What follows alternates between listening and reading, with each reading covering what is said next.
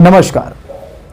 Samajwadi party ने इस बार पहली लिस्ट टिकट का बहुत ही जल्दी जारी कर दिया। अब आप सोच रहे होंगे कि समाजवादी पार्टी के मुखिया अखिलेश यादव इतनी जल्दी में टिकट क्यों जारी कर दिए। आज कुछ चुनिंदा टिकटों के बारे में बात होने वाली है जिनके टिकट्स हर हाल में कंफर्म हैं। क्यों कंफर्म है उसकी वजह भी बताएंगे और वो कौन कौन से विधानसभा हैं जहां पर टिकट की घोषणा इतने पहले हो चुकी है। नमस्कार, मेरा नाम है भीमा चित्रा। सबसे नंबर 1 की अगर हम बात करें तो आजमगढ़ का सबसे जो फेमस सीट है, पूर्वांचल के शेर कहे जाने वाले रमाकांत यादव उस विधानसभा से इस समय विधायक हैं। आजमगढ़ की सबसे हाईलाइटेड जो विधानसभा है फूलपुर विधानसभा। फूलपुर विधानसभा की अगर हम बात करें तो वहां पर जो दावेदार इस समय सबसे सॉलिड हैं वो है श्याम बहादुर सिंह यादव। श्याम बहादुर सिंह यादव को टिकट मिलने की क्या वजह है, इसका सबसे सॉलिड कारण मैं बताऊंगा। श्याम बहादुर सिंह यादव पहली बार जो है विधायक के प्रत्याशी रहे समाजवादी पार्टी से 2012 में और उन्होंने प्रचंड बहुमत से जीत हासिल किया। श्याम बहादुर सिंह यादव जो कि फूलपुर में रहते हैं और श्याम बहादुर सिंह यादव की जो एक्टिविटी है, जो जनता के बीच में उनकी छवि है, वो कमाल की है। मिलनसार व्यक्ति हैं और इसके पहले जो उनका टिकट कटा था जिसपे रमाकांत यादव लड़े थे और जीते थे, वो टिकट संभवतः श्याम बहादुर सिंह यादव को मिलने वाला था, लेकिन वहां पर रमाकांत यादव का नाम आने से उनका टिकट समाजवादी पार्टी काट दी थी। तो इस बार जो है समाजवादी पार्टी की तरफ से पूरा ये कंफर्म कहा जा सकता है कि फूलपुर विधानसभा से श्याम बहादुर सिंह यादव को टिकट मिलेगा।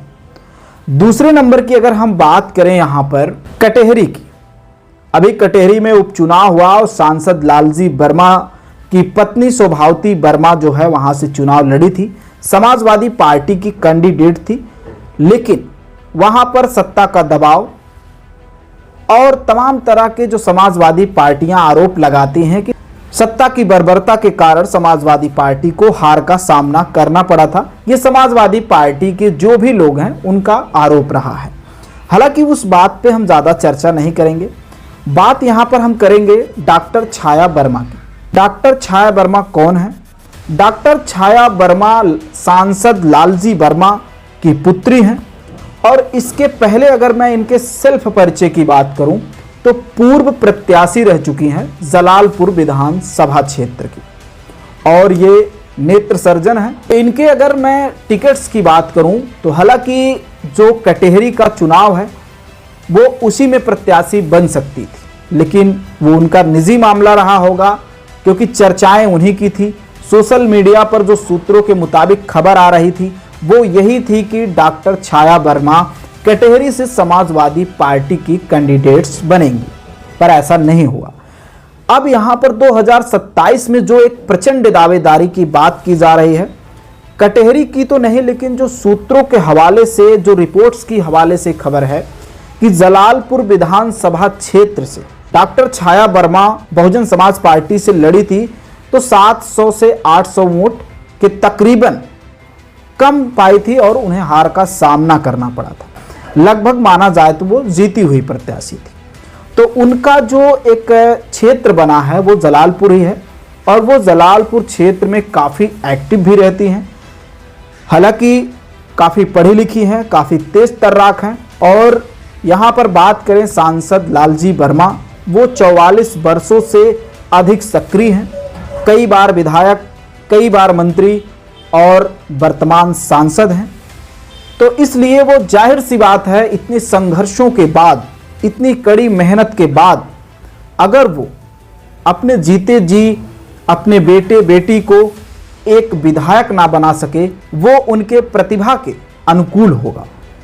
तो जाहिर सी बात है कि वो चाहेंगे कि अपनी बेटी डॉक्टर छाया वर्मा को जरूर इस बार टिकट दिलाएं और उन्हें विजयी बनाएं।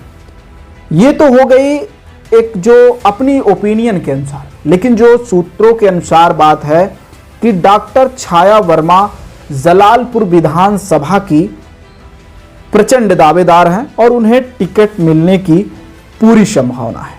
अगले नंबर पे यदि हम बात करें तो भीम निषाद का नाम बहुत जोरों शोरों से आता है। भीम निषाद कौन है? भीम निषाद लोकसभा सुल्तानपुर लोकसभा 38 से पूर्व प्रत्याशी रह चुके हैं। हालांकि उनका टिकट्स काट दिया गया था, बट जो एक ग्राउंड रिपोर्ट है उस ग्राउंड के रिपोर्ट के अनुसार ये बताया जाता है कि भीम निषाद ने ही सुल्तानपुर में बीज बोया था, जिसकी वजह से सपा वहां से विजयी हुई। इसके पहले सपा वहां पर कभी जीत हासिल नहीं करती थी। भीम निषाद का फायदा रामभुआल निषाद को हुआ और समाजवादी पार्टी वहां से जीत की दावेदार हुई। फिर कटेहरी का उपचुनाव आता है और कटेहरी उपचुनाव में भी भीम निषाद अपने फेरे लगाते हैं, गली गली में जाकर वोट मांगते हैं और ये लोगों से कहते हैं कि भैया ने हमको भेजा है और हमें यहाँ से लड़ाएंगे। लेकिन नतीजा ये हुआ कि उनका टिकट्स कट गया। अकबरपुर की जनसभा में अखिलेश यादव भरे मंच से कहते हैं कि भीम निषाद को बड़ा नेता बनाएंगे और अब सूत्रों के मुताबिक ये बताया जा रहा है कि इस बार भीम निषाद को टिकट मिल सकता है। अब वो टिकट सुल्तानपुर में किसी विधानसभा से मिलेगा या फिर जलालपुर से मिलेगा, अंबेडकर नगर के किसी विधानसभा से, ये तो तय नहीं है। लेकिन ये तो पूरा तय है कि टिकट भीम निषाद को इस बार जरूर मिलेगा। और भीम निषाद इस समय काफ़ी एक्टिव हैं। अपने सुल्तानपुर क्षेत्र में वो काफ़ी दौरा करते रहते हैं और कभी कभी अंबेडकर नगर क्षेत्र में भी दौरा करते नजर आते हैं। अगर अगले टिकट की हम बात करें, जलालपुर के दावेदार की लिस्ट में शामिल हैं पूर्व विधायक रह चुके हैं, समाजवादी पार्टी से उपचुनाव जीते थे, सुभाष राय। उनके बारे में लोग बताते हैं कि वो सुबह से अगर निकलते हैं तो शाम को ही घर आते हैं, यानी कि जनता के बीच में रहते हैं। उनके बारे में लोग यहां तक कहते हैं कि अगर किसी की भैंस मर जाती है तो भी वो उसको देखने चले जाते हैं। तो अब आप बताइए कि उनकी लोकप्रियता कितनी होगी। और वो जलालपुर विधानसभा से विधायक रह चुके हैं, तो जलालपुर विधानसभा से वो भी प्रबल दावेदार माने जाते हैं। टिकट्स उनको भी मिलने की संभावना है। वहीं पर अगले नंबर की अगर हम बात करें, आते हैं डॉक्टर राजेश सिंह, जो कन्नूपुर के हैं। कन्नूपुर जलालपुर के करीब पड़ता है, जलालपुर विधानसभा में ही पड़ता है। वो भी बहुत ही एक्टिव रहते हैं। हालांकि कहने के लिए तो डॉक्टर राजेश सिंह हैं, लेकिन उनका स्वभाव बहुत ही सरल है। वो भी जो दलित और पिछड़ा समाज होता है उनसे मिलजुल कर ही रहते हैं। उनका भी स्वभाव बहुत ही विनम्र और सरल है। वो भी अखिलेश यादव से मिलते जुलते रहते हैं और उन्हें भी आश्वासन मिला है कि उन्हें भी टिकट मिल सकता है। जलालपुर की रेस काफ़ी तगड़ी दिख रही है। देखने वाली बात यह होगी कि राष्ट्रीय अध्यक्ष अखिलेश यादव अपना जो विश्वास है वो किस पे जताते हैं। अगले व्यक्ति की अगर हम बात करें, जो और जिन लोगों का टिकट्स लगभग फिक्स है, राम अचल राजभर। राम अचल राजभर कोई नाम नहीं, एक ब्रांड है।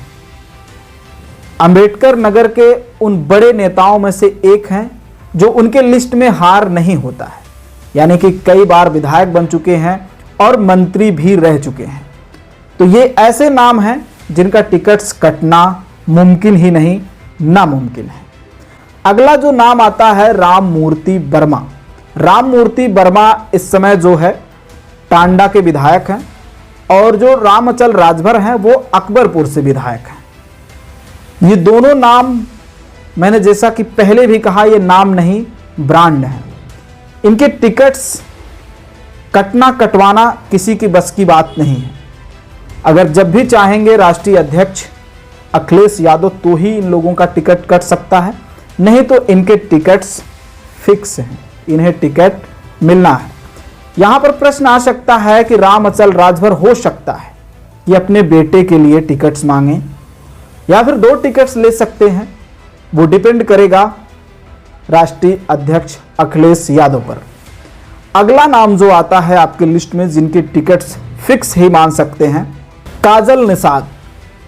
निषादों में अगर महिला नेत्री की बात करें तो काजल निषाद का नाम बड़े ही जोर शोर से आता है। काजल निषाद अभी लोकसभा गोरखपुर की प्रत्याशी रह चुकी हैं और रवि किशन को टक्कर दी है। हालांकि उन्हें हार का सामना करना पड़ा, लेकिन उनका टक्कर बहुत ही कांटे का था। रवि किशन कोई छोटे और मामूली आदमी नहीं है, वो एक जानी मानी हस्ती हैं और उस हस्ती के सामने काजल निषाद बहुत ही बहादुरी से अपने विजय की तरफ परचम लहराने वाली थी।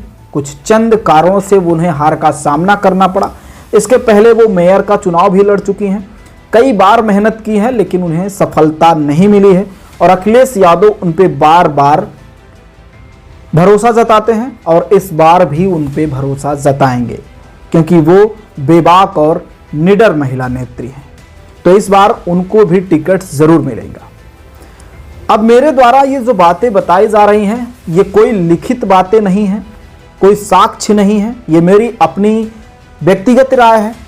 इस व्यक्तिगत राय से आप कितना संतुष्ट हैं, आप इसमें कितनी सहमति जताते हैं, कमेंट बॉक्स में ज़रूर बताएं। और हाँ, मेरे द्वारा जो चीज़ें गलत बताई गई हों उसके लिए भी आप हमें मार्गदर्शन दे सकते हैं। वीडियो में दी गई जानकारी आपको कैसी लगती है, कमेंट बॉक्स में ज़रूर बताएं। और प्यारे दोस्तों, चैनल का आर्थिक सहयोग करने के लिए, सच्ची पत्रकारिता को जीवित रखने के लिए दिए गए QR कोड पर आर्थिक सहयोग जरूर करें। नमस्कार, आभार, अभिनंदन। मैं भीमा चित्रा, मिलता हूं अगली वीडियो में।